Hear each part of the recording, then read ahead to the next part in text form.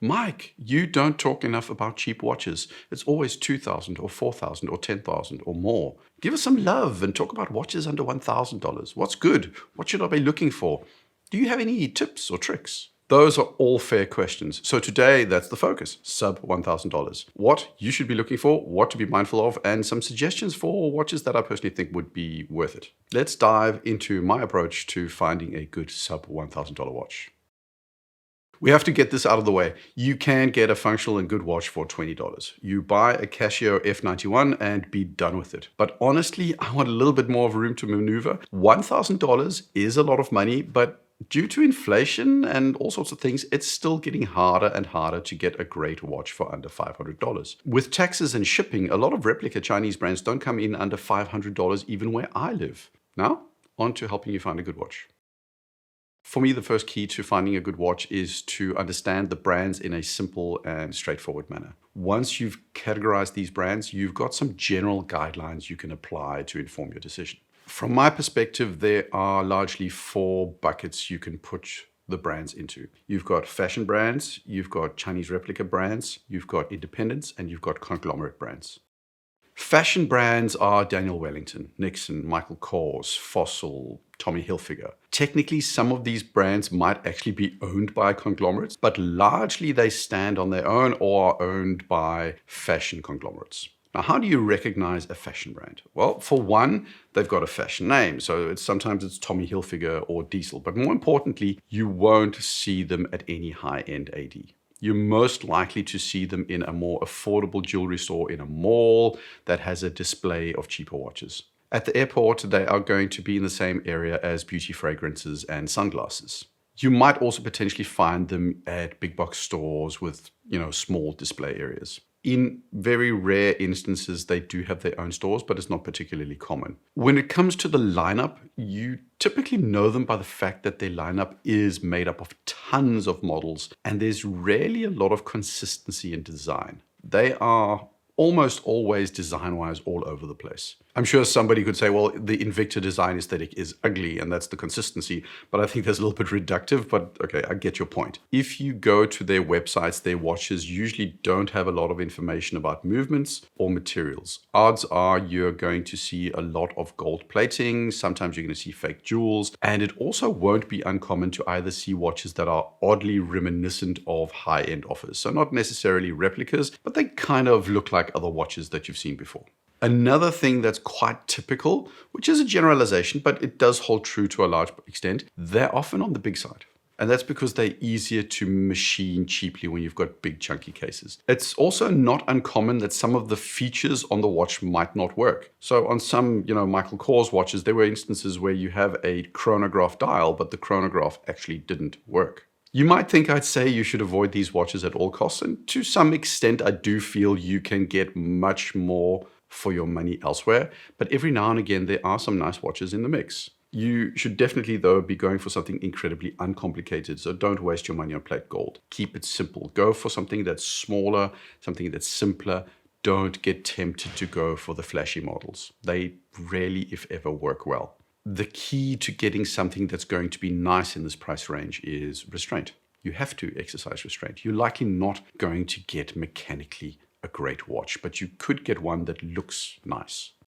Then there are the replica brands. There are 2 types of replica brands. None of them are in stores. It's always online. And the cheaper ones are the bargain basement Alibaba and Temu brands. I would avoid them. They're a waste. They're junk.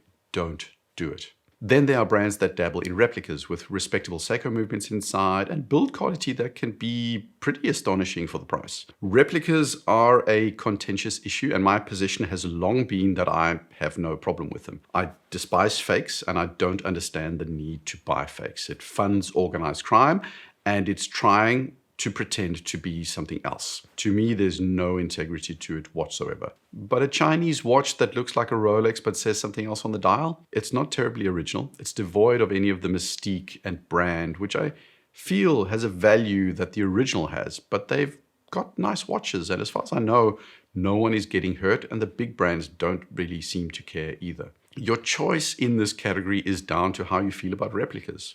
I know some of them are starting to do original designs, but I don't get the impression that a ton of original designs are really making their way to buyers in the West. Conglomerates. Citizen, Seiko, Orient, Hamilton, Tissot, Swatch, Certina. I forget, is Orient part of Citizen or Seiko? Oh, I'll check, I'll put a note. How do you find these brands? Well, if they're Swiss, they are potentially going to be somewhere at an AD. So Hamilton, Tissot, they are stocked at Bucherer stores, or at least some of them. Other ADs that carry Swatch Group might have some of these watches as well. Sometimes some of these conglomerates, especially if they're Japanese brands, they're going to be in the same display windows as the fashion watches. You can tell the difference from fashion brands though. These often clearly have a more consistent design language and a more cohesive catalog. Michael Kors watches are a mishmash of whatever AI engine belched out something somebody, might buy. The Seiko catalog, on the other hand, has a clear theme. You can tell by the hands, you can tell by the materials, you can tell by the dials, and all sorts of other details that there's sort of a Seiko design language. Even if you go to their website, there's just much more consistency. And this goes for Hamilton and Tissot and Certina as well. They do still have other things in common with those fashion brands. There's typically a pretty big catalog. The approach here, whether it's Tissot or Seiko, is offering something for everybody. Jaeger-LeCoultre don't do that, neither do Audemars Piguet. There's less focus down here because it's about volume, and the cost of making an extra design is nothing when the overall costs are so low. It just doesn't cost that much to throw out a couple of more variants. The conglomerates do tend to be better than a lot of the fashion brands in terms of materials used. So when it comes to the movements inside, it's both quartz and mechanical. The watches tend to be pretty solid. They're not world-class in any way, but they are good and potentially able to last a lifetime. The closer to $1,000 you get, the more you get for your money. And especially with these conglomerates, you can generally trust that you get more for your money as the price goes up. There's a product manager somewhere that has ensured that the cheapest models have 30 meters of water resistance and a quartz movement, while the best and most expensive models have 200 meters of water resistance and a mechanical movement.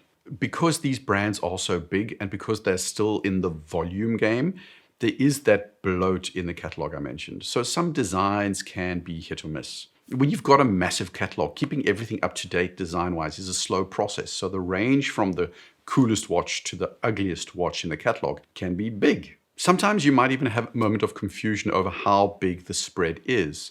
The key here is you seek out the ones you like and gravitate towards. For me, Tissot has the PRX that stands out, in a sea of other Tissot watches that are a bit more forgettable. Same goes for Hamilton and their car keys. Same goes for Seiko and their seemingly endless variants of divers in weird case shapes.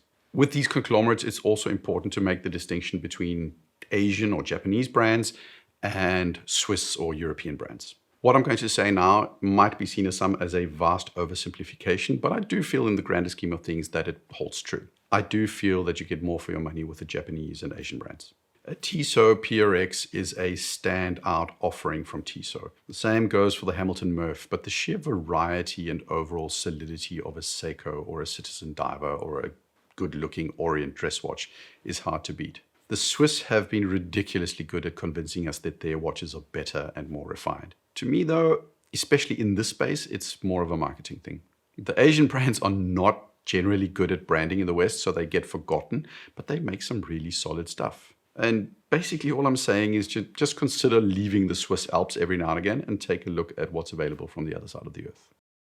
Finally, we've got the independents. There are so many independents, CWC, Marathon, Unimatic, Studio Underdog, Baltic. I could go on, there are just so many. You're more likely to find these brands online. Selling through an AD would make their watches too expensive, and the kind of sales network they need to open doors at ADs can be prohibitively expensive. It's not always the case. Some of them are available through specialty dealers, but it's either online through other retailers or direct-to-consumer sales. Independents in the sub $1,000 space can be a bit hit or miss. It's not cheap to start up a watch brand, but it's cheaper in this space than it is in others, and that can sometimes lead to low quality offerings. The good brands tend to have a couple of things in common. They've got a good website. I know that sounds totally banal, but the good brands tend to invest in a good customer experience from the get-go, and putting together one of those Squarespace or Shopify sites is a high priority. The brands I avoid just have a more bare bones user interface when it comes to their websites. It's the way I tell, at least. It's not particularly scientific, but it works often for me. Most importantly, though, they're focused. The good ones, like I'd say Marathon, who sneak above $1,000 sometimes on a lot of models, have a highly consistent design language. They've always got a catalog that's small and manageable. Studio Underdog is all about compacts and bicompact watches with colorful and playful dials. They're not trying to offer a serious diver or an integrated sports watch just because that's popular right now. Baltic are, the slightly more dressy watches. Unimatic is minimalist, utilitarian, rugged. CWC is also about tool watches. These brands are consistent and they're focused. The reason I look for these things, the consistency and the focus, is because variety adds complexity and complexity drives up cost. And the only way you stay cheap when you add complexity is by lowering quality. When you're focused as a manufacturer, you work hard to hit that price point you want with the best possible movement you can afford. If you have to stuff that movement into 1 million different models, you've got a massive incentive to skimp on movement quality and a whole lot of other things. So go for the brands that are focused and look professional.